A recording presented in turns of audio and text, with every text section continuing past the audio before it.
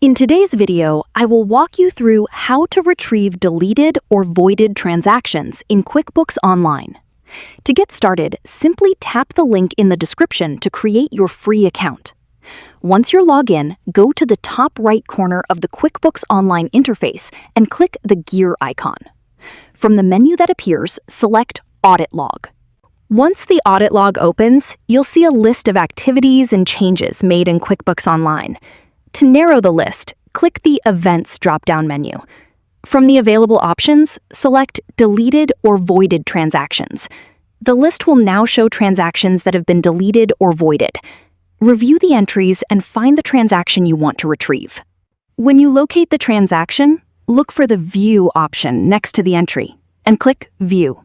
This will open the details for the selected transaction. To create the transaction again, select Copy to New.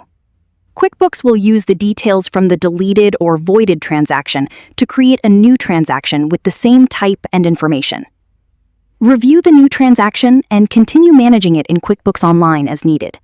The original deleted or voided transaction is not restored as the same transaction. Instead, the Copy to New option creates a new transaction using the available details from the original entry. That's all it takes to retrieve the information from a deleted or voided transaction and create it again in QuickBooks Online. Thank you for watching, and see you in the next videos.